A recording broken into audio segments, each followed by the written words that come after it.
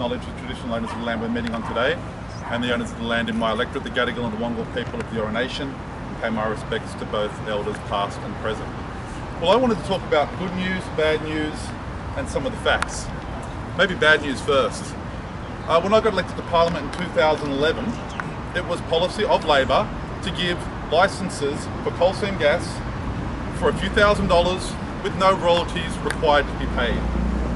The policy was supported by the Coalition, and as you saw, coal seam gas licences proliferated across New South Wales, including right here in Sydney. Over the 4 years since that election, the good news is that both the Coalition and the Labor Party have moved closer to the community.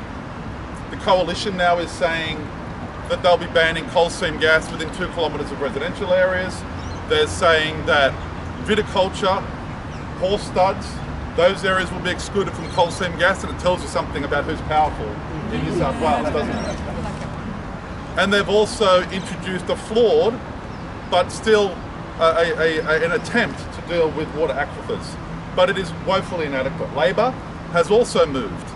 Labor, as you heard, have a position of banning coal seam gas in certain areas. In the north, for example, well, there's a huge campaign. Labor agreed to ban coal seam gas. But where the campaign wasn't so big, they haven't agreed to ban coal seam gas.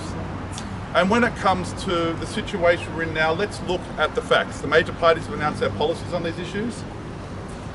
The Coalition is by far the worst.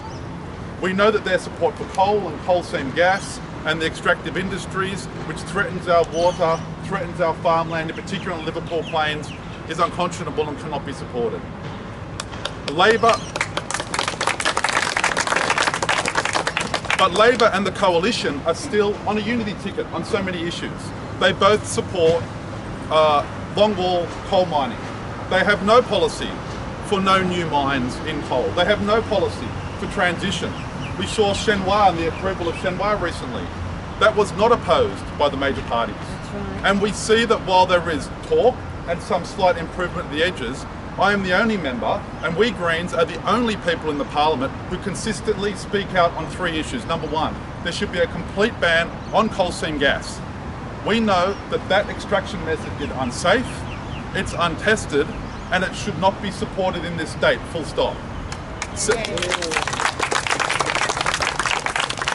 Second, when it comes to coal, we know that communities are employed in coal. We know that coal is a major issue. So how do we deal with it? Our policy, number 1, is no new coal. No new expansions, no new coal mines, full stop. But secondly, let's help those communities to transition out of their addiction to coal. And how do we propose to do that?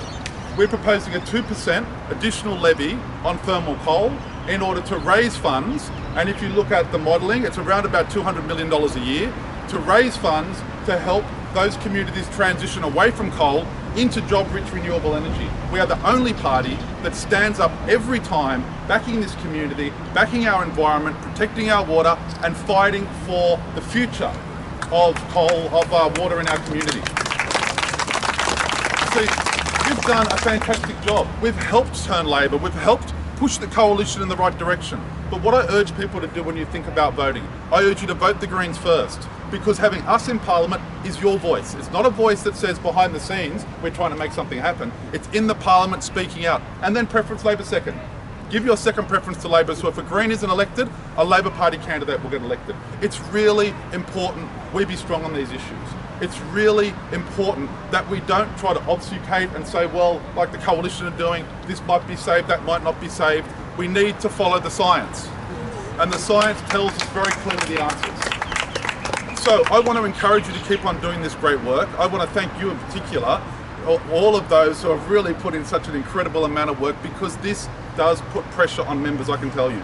When they have to refuse to attend something, it's not easy for them, because it demonstrates that there is a community desire, a community will to address this issue.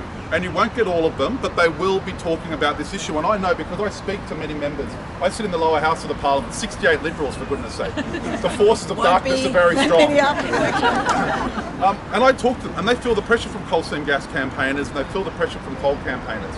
And in this election, if you look at the polls, the Coalition will most likely get re-elected again. it'll be a much reduced margin, but we need to have people in the Parliament speaking out to ban coal seam gas, stop long-wall coal mining, no new coal, and a transition for those communities involved in coal. So thank you, and I give you all my support.